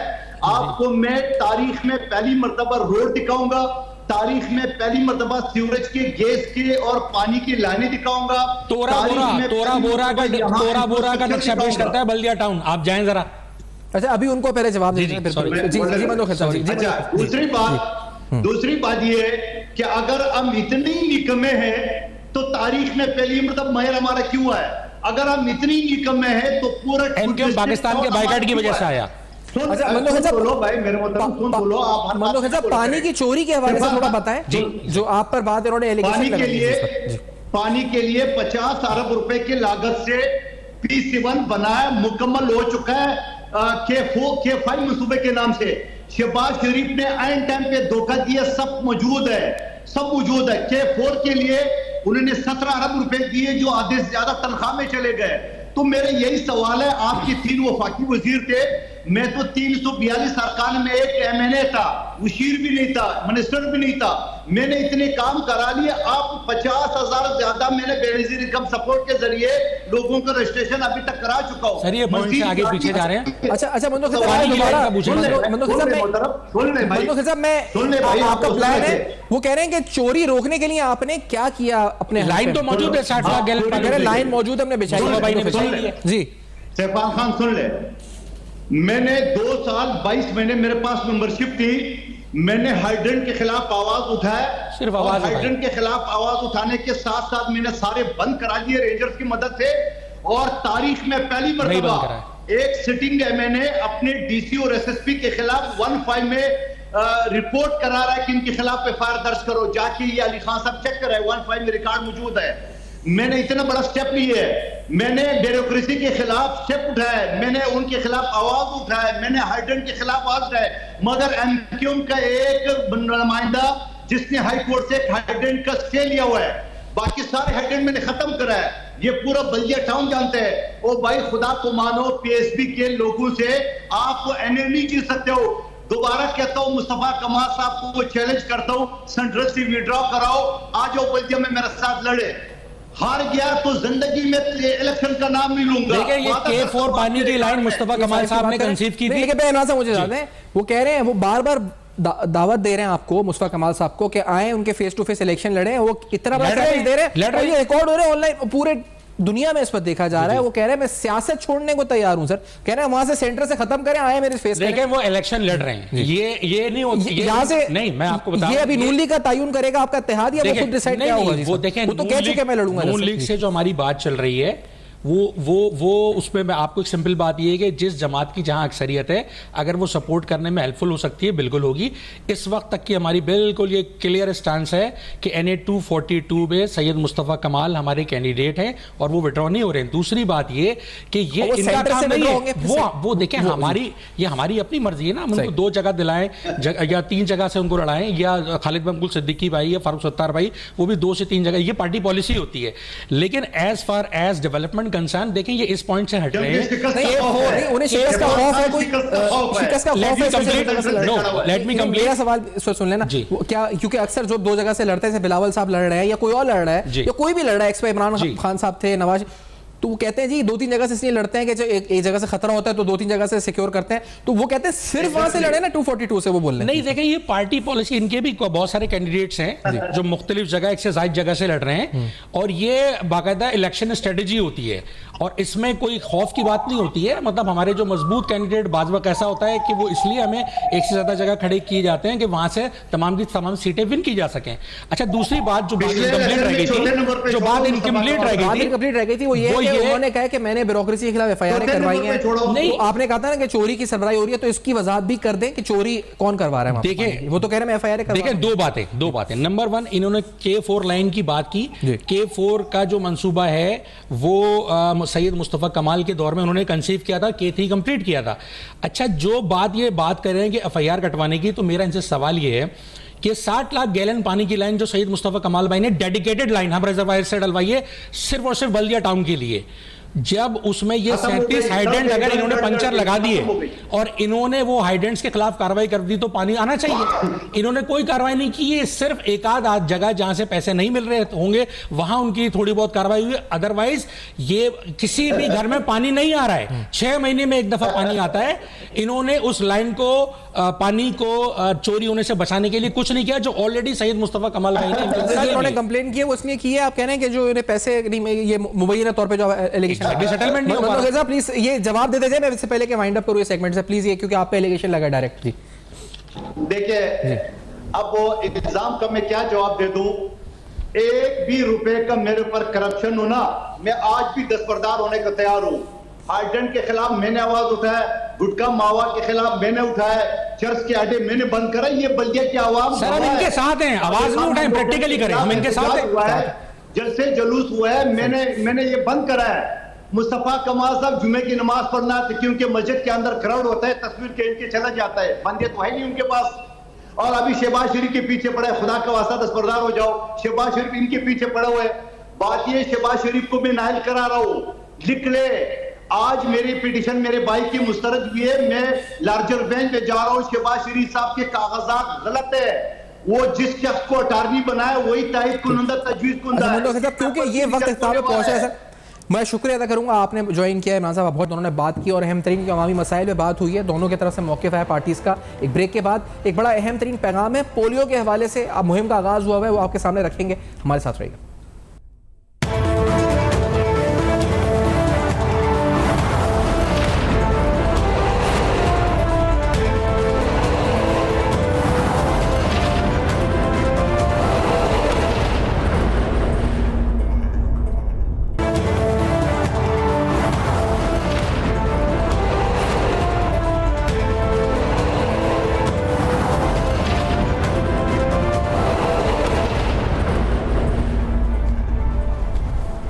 Welcome back. आप देख रहे हैं बेनकाब। आज अहम तरीन फैसला सुप्रीम कोर्ट ऑफ पाकिस्तान का ताहयात नहली के हवाले से, नवाज शरीफ जहांगीर तरीन दोनों के हवाले से इसकी इम्प्लिकेशंस हैं, दूर सियासी नताइज हैं। जैसा मैंने कहा, स्टूडियोज़ में गवर्नर इमरान खान साहब प्रोग्राम में साथ मौजूद हैं। मुत्तहदा मूवमेंट से कादिर मंदोखेल साहब पीपल्स पार्टी के सीनियर रहनुमा साथ मौजूद हैं। कादिर मंदोखेल साहब, आप खुद एक माहिर कानून, आज के इस फैसले को आप कैसे देखते हैं?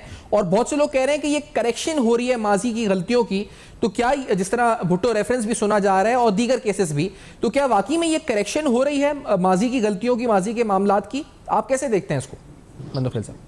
मैं ट्रैवलिंग भी हूँ, हल्के में हूँ, थोड़ा सा एक दो पॉइंट बता दे क्योंकि बाकी प्रोसीजर तो मैंने देखा। देखिए 62(1)(f) के तहत जो नाअहली है कादिर मंदोखेल साहब, नवाज शरीफ साहब की, वो खत्म हो गई है ताहयात। जो फैसला दिया है सुप्रीम कोर्ट ने, उसने सेक्शन 232 और सेक्शन 2 ऑफ इलेक्शन एक्ट 2017 जो जून 2023 में अमेंडमेंट हुई थी इलेक्शन एक्ट में, वो कहा है कि उसके तहत क्योंकि 5 साल मुकर्रर हो गई थी डिस्क्वालिफिकेशन, तो आज के बाद ये डिस्क्वालिफिकेशन 5 साल है, उसको कहीं चैलेंज भी नहीं किया गया।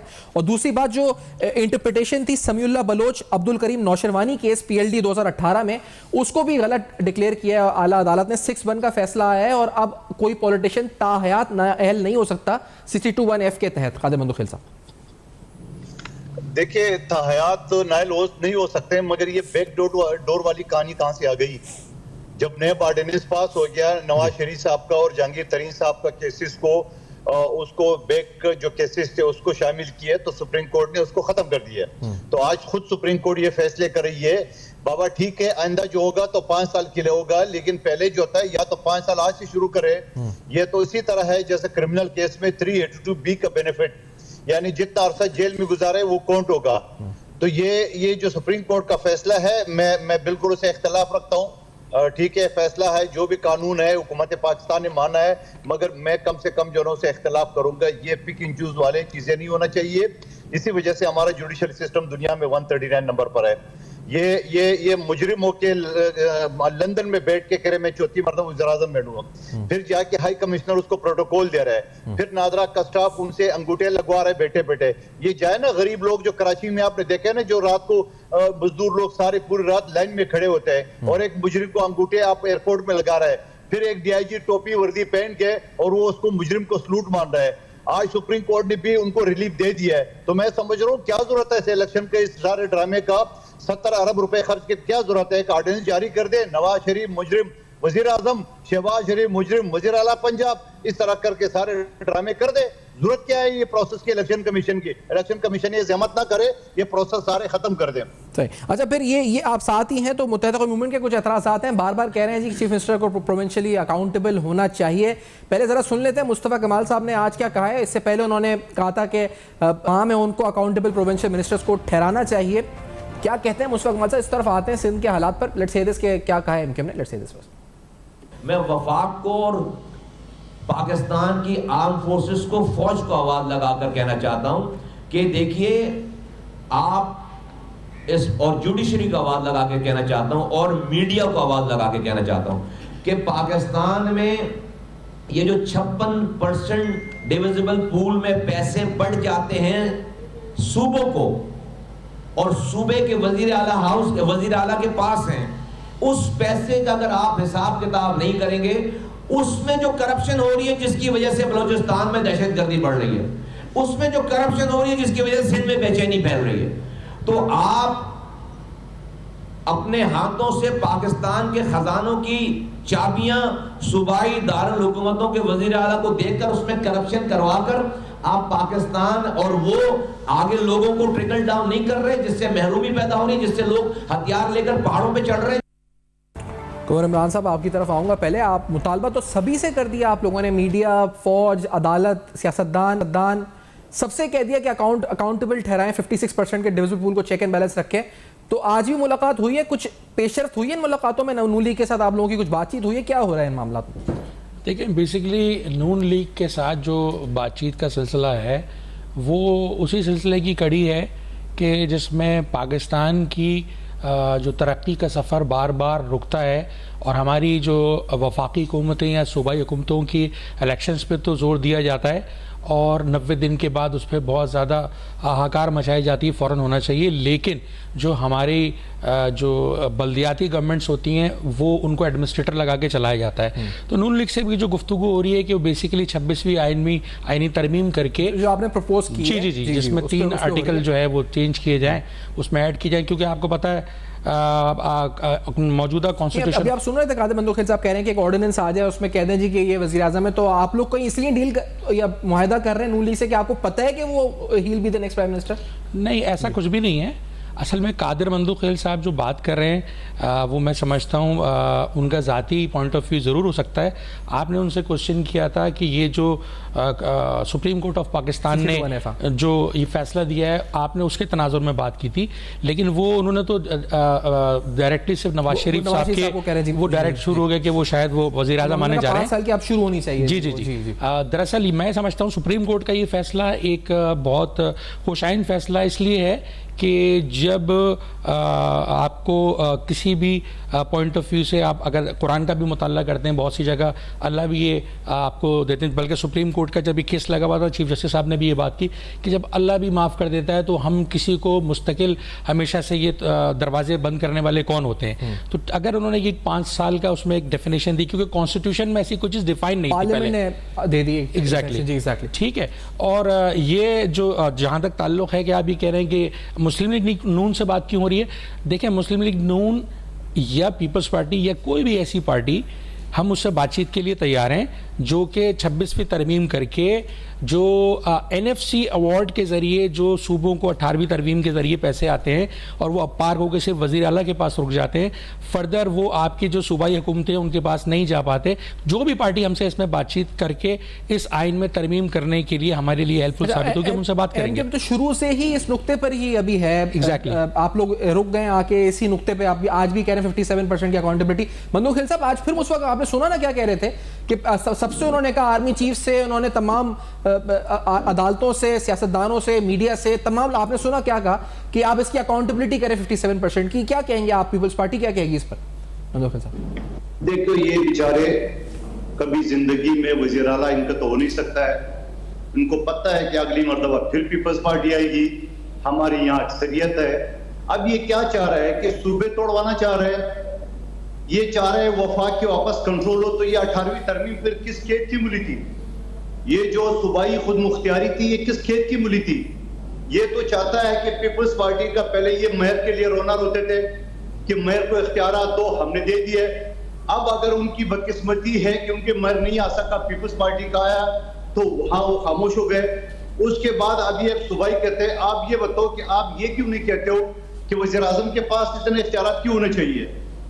शहबाज शरीफ साहब वजीर आजम रहा, आज फिर इलेक्शन में मेरे मुकाबले में आ रहा है मुस्तफा कमाल साहब के, वजीर आजम बनना 1 रुपए का काम नहीं किया है, दोबारा मुंह उठा के आ रहा है मैंने इलेक्शन लड़ना है।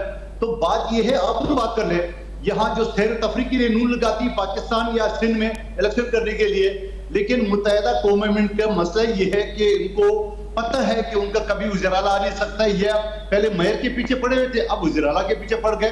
भाई आप मेहनत करें, आप ये जो अफरा तफरी वाले जंगजू ये सारे जो कह रहे, आपका MKM अल्ताफ हुसैन अलग है, MKM पाकिस्तान अलग है, ये तो PSP का गलबा है सारा, वो PSP चला रही है।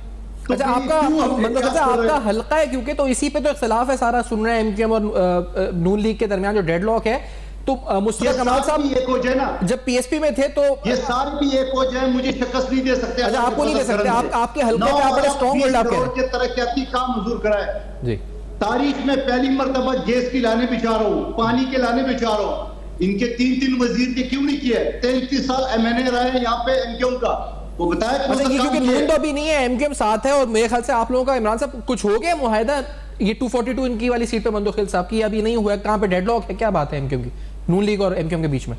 देखिए जी, पहले तो मैं मंदो खिल साहब की जो बिल्कुल आउट ऑफ कॉन्टेक्स्ट वो बात, वो मतलब कोई एक बात वहाँ से उठा रहे हैं, दूसरी तरफ वहाँ से उठा रहे हैं।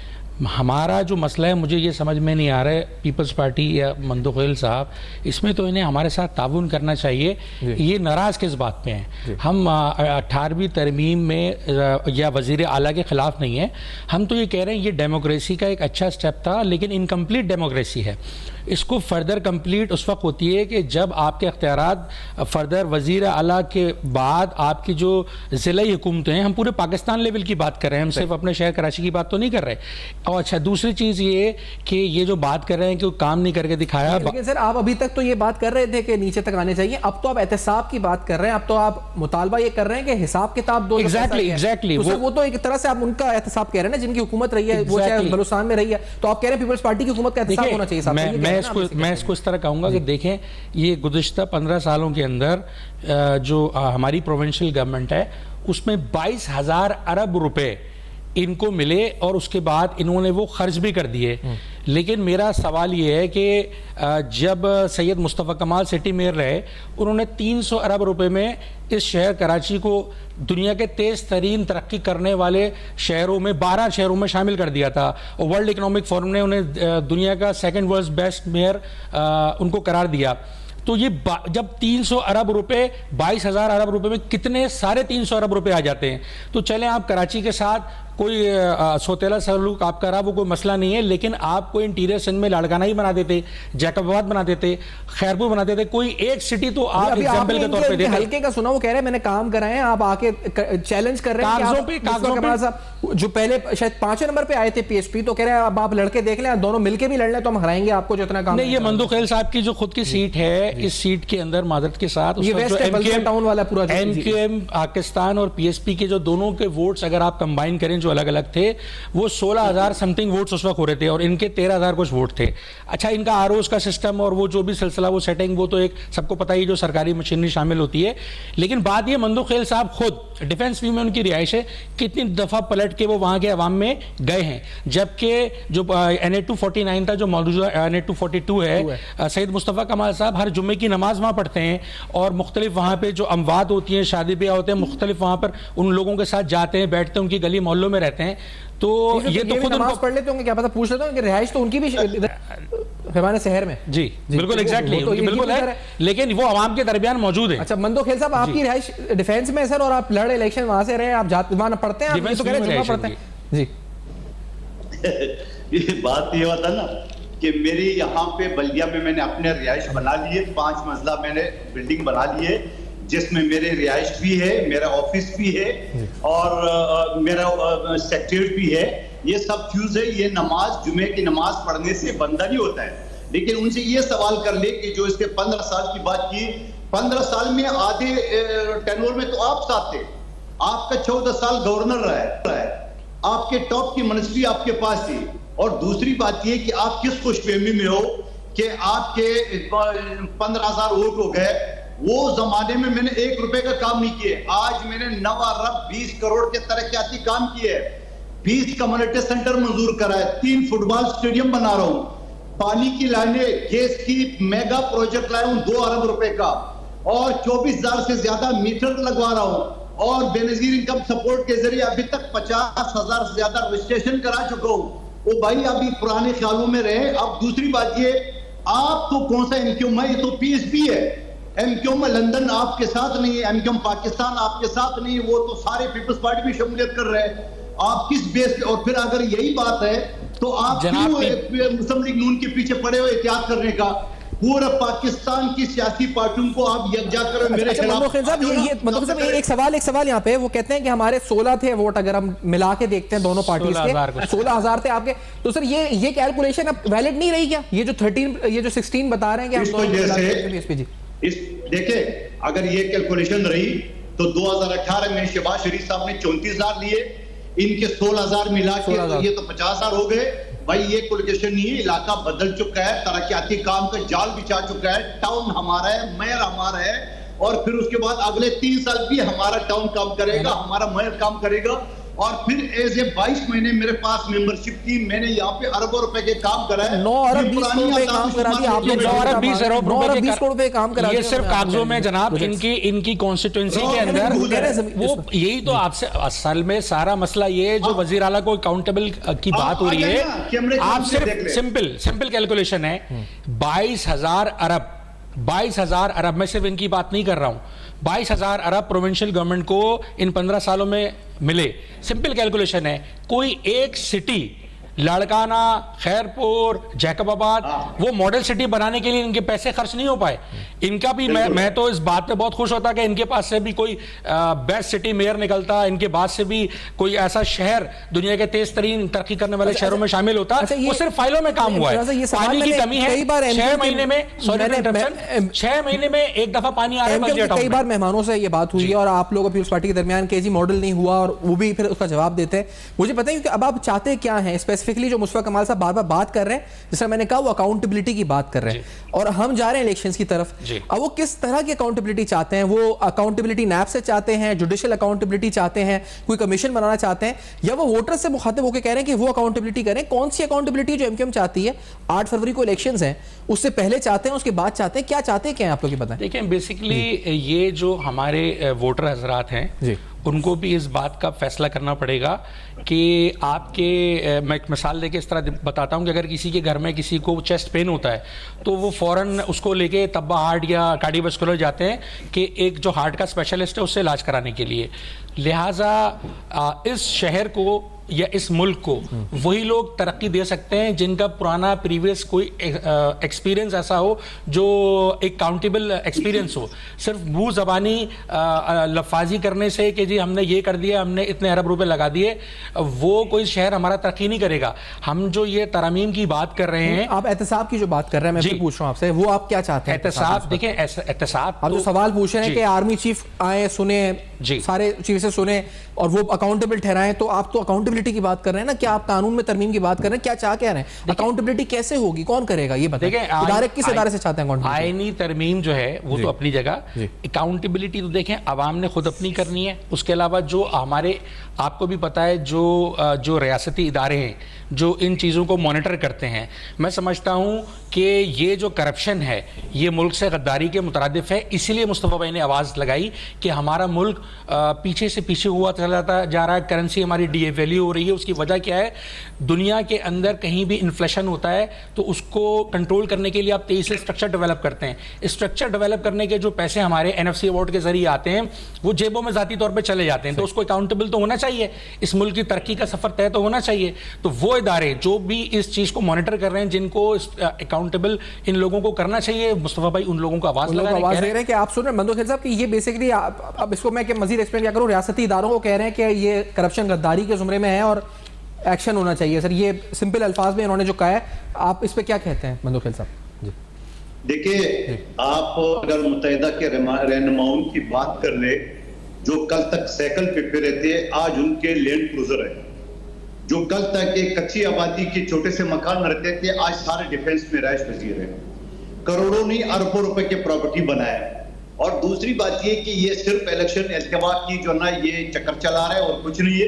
मुस्तफा कमाल साहब अगर इतना कॉन्फिडेंट है बल्दिया से इलेक्शन लड़ने का, मोहतरम एमक्यूएम के दोस्त से मैं कहना चाह रहा हूँ इमरान अली खान साहब, आप उनको बता दें डिस्ट्रिक्ट सेंट्रल से कागज विड्रॉ करे, आए मेरे सामने एक इलेक्शन लड़े। आपने एक पक्की सीट डिस्ट्रिक्ट सेंट्रल के रखी है, यहाँ सिर्फ आप बल्दिया फैक्ट्री को जो 260 लोगों को आपके लोगों ने जलाया, जिसको आपने, सॉरी फॉर इंटरप्शन, ये जो आप इल्जाम लगा रहे हैं कि बल्दिया फैक्ट्री में, मिक्स ना करें ना चीजों को। वो एक एक्सीडेंट हुआ। अच्छा, आप क्या कह रहे हैं? नहीं जलाया, आप ये कह रहे हैं नहीं जलाया, आपने कहा जलाया, आगे बढ़ते हैं। क्या आप जी मंदो जी शहबाज खान जी, ये मैं इल्जाम नहीं लगा रहा हूँ। 2 महीने पहले मुस्तफा कमाल साहब की प्रेस कॉन्फ्रेंस है, बल्दिया टाउन जो मुलजिमान है उनको उन्होंने ऑन की है। और दूसरी बात ये आपको कहना चाह रहा हूँ कि ये जो बातें कर रहे हैं ये बातें माजी के थे। यहाँ से मुत्तहिदा का एक काउंसलर भी नहीं है, मुत्तहिदा का एक यूसी नाजिम भी नहीं है। 33 साल यहाँ हुक्मरानी की लाशों के सिवा कुछ नहीं दिए। अल्हम्दुलिल्लाह अमन है, लोग मोहब्बत और प्यार से रहते हैं। इनकी जो 25 यूसी थी वो भी हमने जीत लिए। सवाल ये है, ये मुत्तहिदा के बाइकाट की वजह से इनके मजे आ गए। मुत्तहिदा मूवमेंट के बाइकाट की वजह से चंद वोटों से मजे आ गए। हो जाए। मुस्तफा कमाल साहब से मेरी रिक्वेस्ट है कि वो डिस्ट्रिक्ट सेंटर से दस्तबरदार हो जाए, मेरे सामने 1 to 1 लड़े। अगर मैं हार गया तो जिंदगी भर सियासत का नाम नहीं लूंगा, मेरा वादा है आपके प्रोग्राम से। देखिए जनाब, ये बात कितना कॉन्फिडेंट है ये। एक मिनट, बात ये है इनका कॉन्फिडेंस लेवल तो दरअसल आरोस और वो जो सरकारी मशीनरी है वो जीत चुके हैं। सुने मेरी बात ना, जीत चुके हैं, जीत चुके हैं ना। आप काम, मैं बात कर रहा हूं यहाँ ये बात हो रही है मुल्क को तरक्की देने की।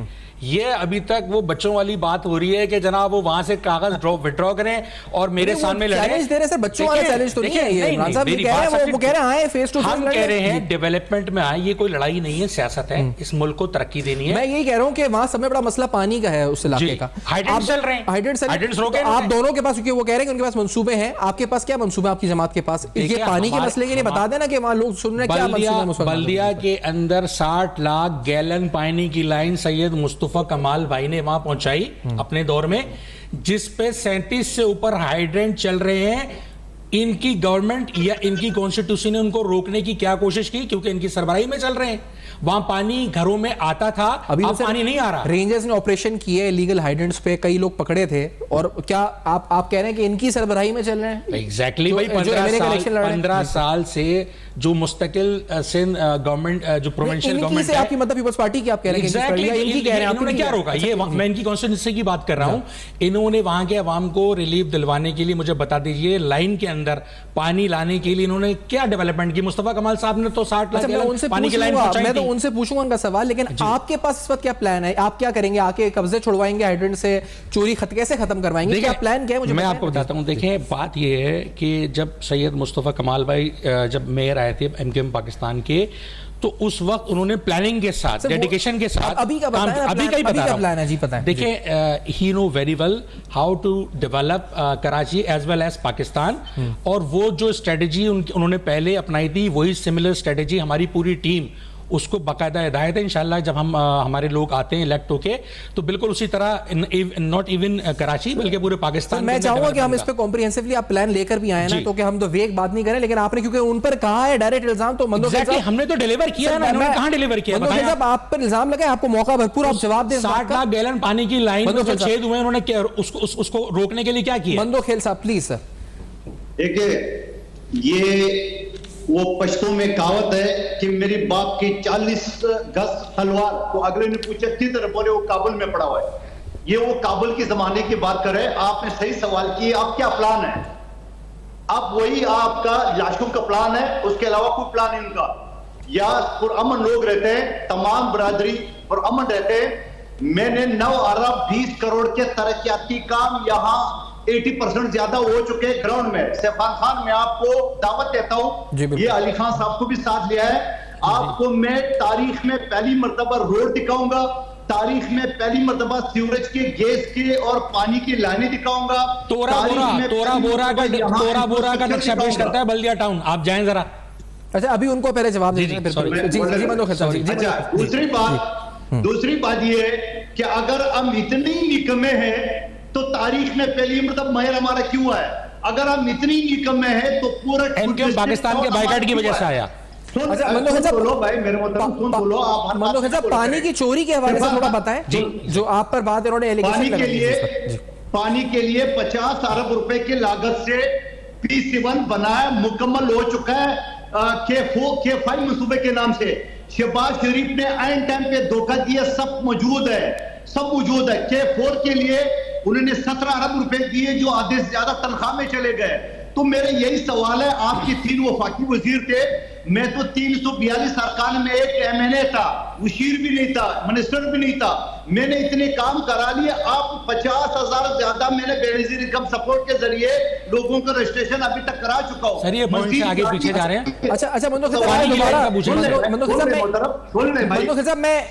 आपका प्लान है, वो कह रहे हैं कि चोरी रोकने के लिए आपने क्या किया? अपने लाइन तो मौजूद है, 60 लाख गैलन लाइन मौजूद है, हमने बिछाई जी।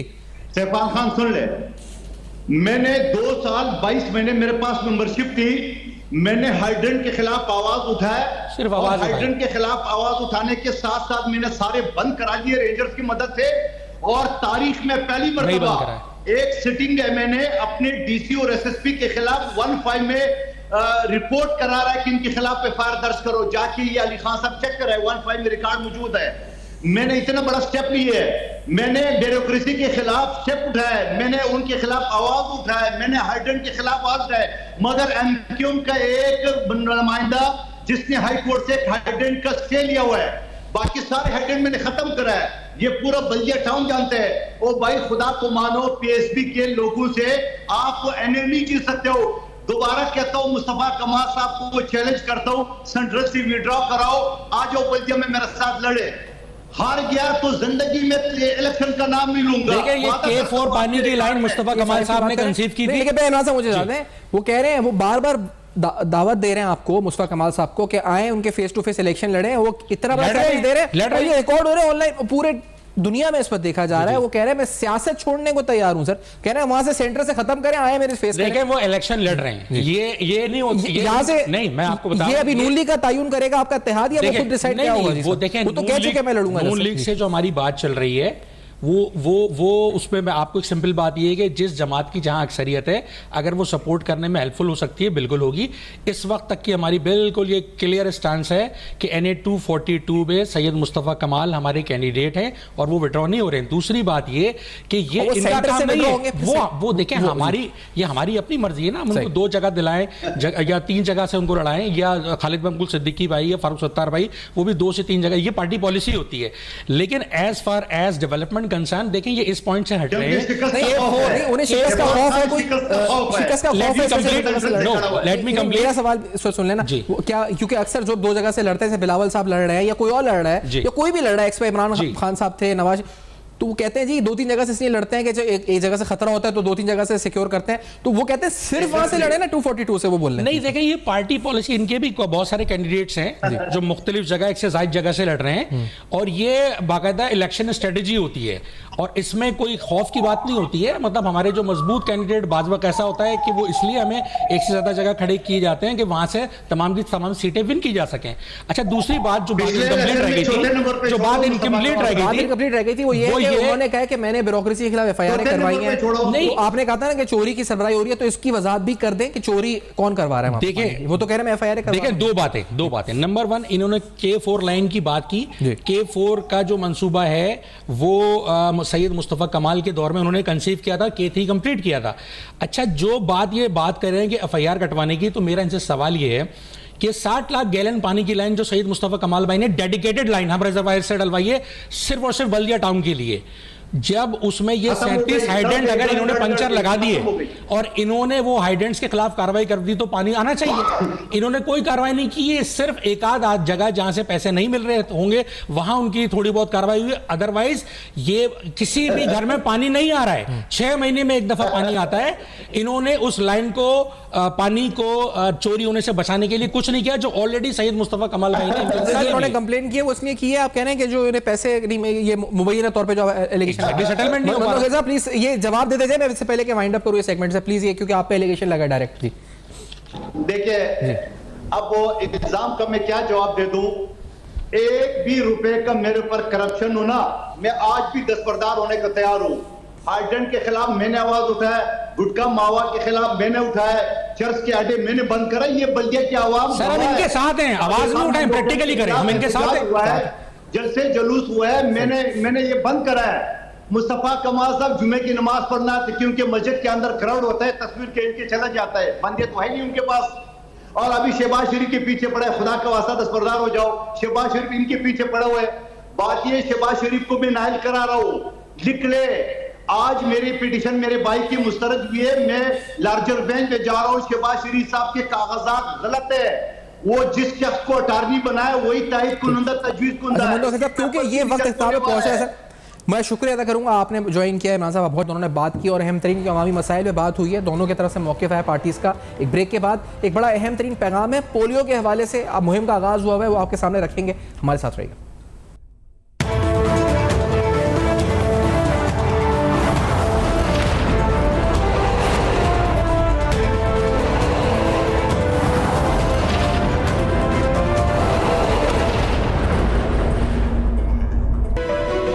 पाकिस्तान की पोलियो के खिलाफ जो जंग रही है, इस जंग में हमने देखा है बहुत से चैलेंजेस का सामना रहा है। पोलियो टीमों को सिक्योरिटी रिस्क और इसके अलावा बहुत से कन्फ्यूजन्स, मेडिकल, रिलीजियस, सोशल, बहुत से अहम मामला जो लोगों के जहनों में सवालात होते हैं। और ख़ास तौर पे इस जंग को अगर हमें जीतना है तो पहले तो हमें ज़हनी यकसुई यानी पूरी मुकम्मल यकसुई के साथ ये सोचना है और इस तरफ आगे बढ़ना है कि बैसत कौम हमें इस मर्ज़ को शिकस्त दे रहा है। इसके लिए यकजा होकर पहले इनफरादी तौर पर फिर इज्तिमाई तौर पर इस मर्ज़ को शिकस्त देने के लिए अपने बच्चों को ये कतरे पिलाने हैं। डॉक्टर कैसर सज्जाद साहब प्रोग्राम में साथ मौजूद हैं, आपसे गुफ्तगू करते हैं, सीनियर एक्सपर्ट हैं, सीनियर डॉक्टर हैं।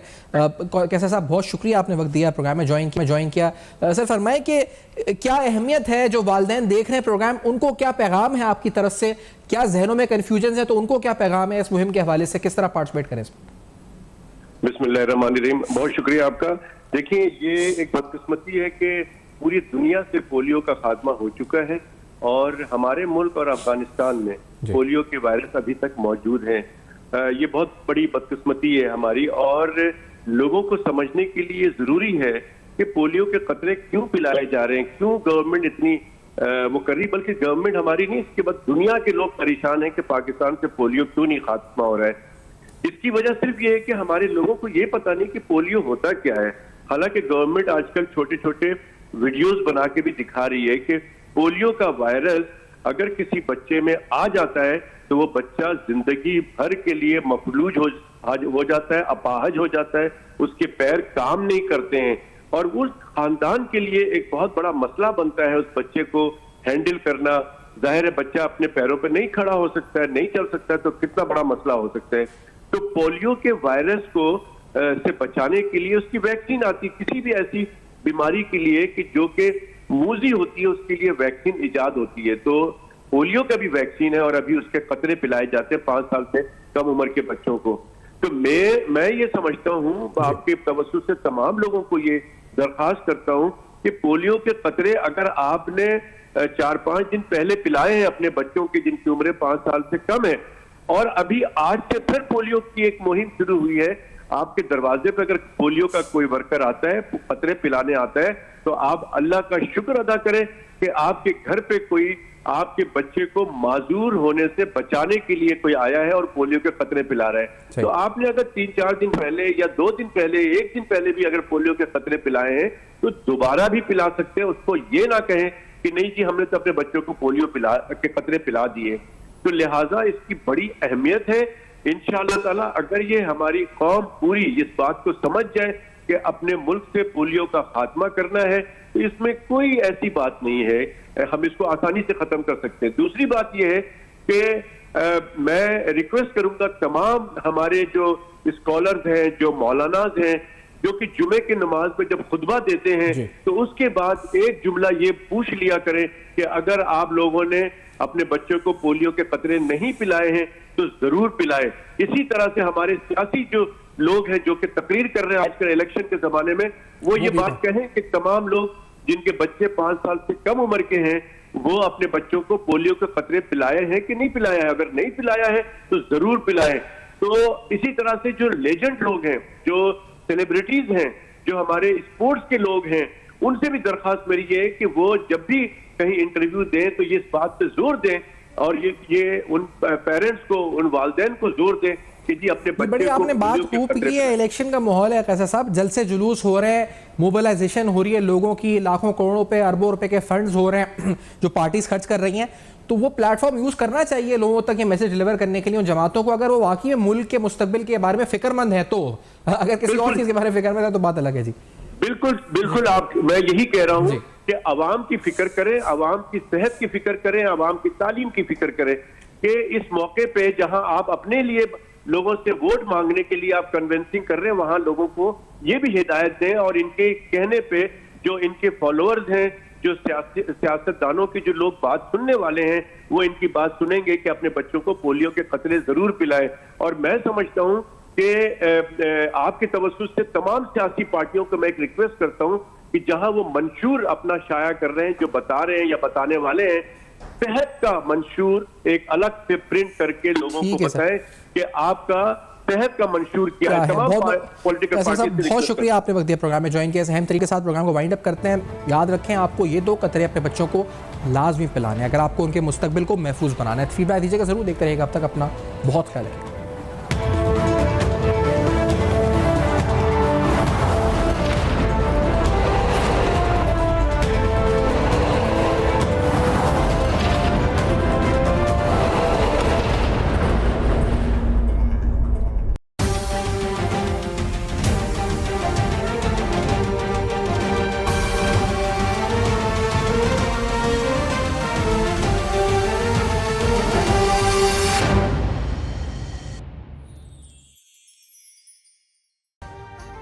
अभी सब्सक्राइब करें ताकि कोई खबर रह न जाए।